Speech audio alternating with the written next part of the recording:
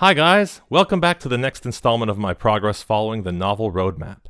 Just a reminder, I'm not associated with the Novel Factory at all, but I'm following along with their online steps to write a novel and reporting my progress and experience. Last week, I talked about creating a premise for the novel, and this week is all about expanding that premise. If the premise takes a macro view of the whole novel, the outline is going to zoom in just a little bit more. It should give some structure to the whole story and outline the key points and events. In the Novel Factory Roadmap, the default choice for a structure is the hero's journey. You're probably already familiar with that. When I studied it in high school, we talked about it using Star Wars and Luke Skywalker. This is based on the work of the scholar Joseph Campbell. He developed the idea by looking at a bunch of world myths and stories. From those, he created a model which he called the monomyth. It follows a hero from where they start, through various challenges, and finally into a new world where they end up.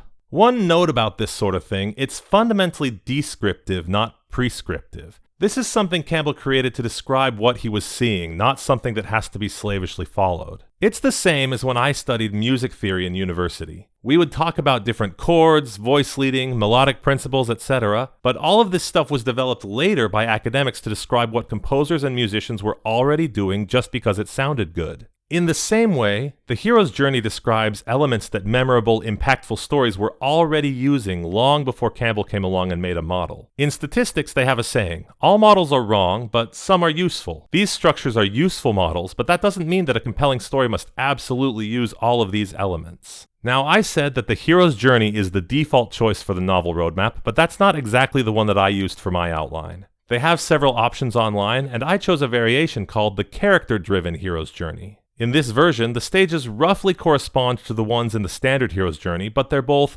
more generalized in terms of what actually happens at each stage, and more focused in terms of what the character is experiencing or doing. By the way, all the different story structures that they have are online and available to download as a PDF, so feel free to check it out and follow along. Jumping into it, here are the stages. First, the protagonist is incomplete. They are living in their ordinary world, but something is missing. They have beliefs and flaws that are holding them back. Next, they become unsettled. Something pushes them out of their comfort zone. I've already mentioned that my protagonist will be falsely accused and sent to prison, but it could be anything big or small, from an alien invasion to meeting a new person to making an embarrassing mistake at school. Now, because change is hard and uncomfortable, most of us avoid it. Characters are no different, so the protagonist becomes resistant. That resistance then needs to be overcome. Your protagonist needs to be encouraged. That can come in many ways, from meeting a wise teacher to having the school bully challenge them to a fight after school. Whatever it is, they're pushed in the right direction. With some encouragement and knowing that their resistance hasn't worked, the protagonist now becomes committed. Here is where your protagonist really starts to protag. They become active and usually do something so they can't go back to their old life. In my story, that would be the moment that the main character escapes from prison. Now that they're active, they find out that their challenges are just beginning. They become disoriented in the new world and have to face a variety of unfamiliar problems and circumstances. These events should challenge the protagonist's beliefs in some way. And how does the protagonist respond to all of this? Usually not very successfully.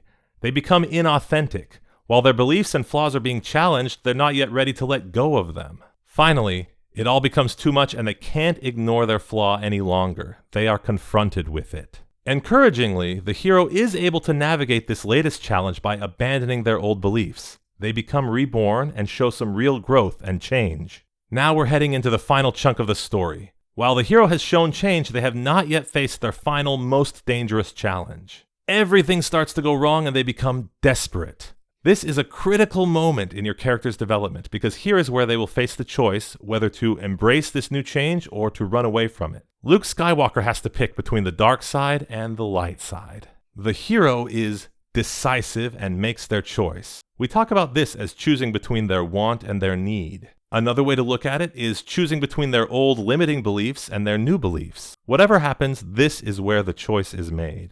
The hero is now complete, and they receive the rewards that they deserve. In a happy story, things turn out well. In a tragedy, the hero makes the wrong choice and fails. Those are the major moments in this type of story. Like I said earlier, I appreciate this version's focus on the character rather than just on what happens. People care about characters, so I want to make sure I'm focusing there as much as I need to. After going through these stages and writing a couple lines about each one, I feel like I have a much better grasp of where my story's going, who will be in it, and what sort of things need to happen. I've gone from 2 lines to about a page worth of text about the story, and that's progress in my book. Anyway, I'll see you next week with another update.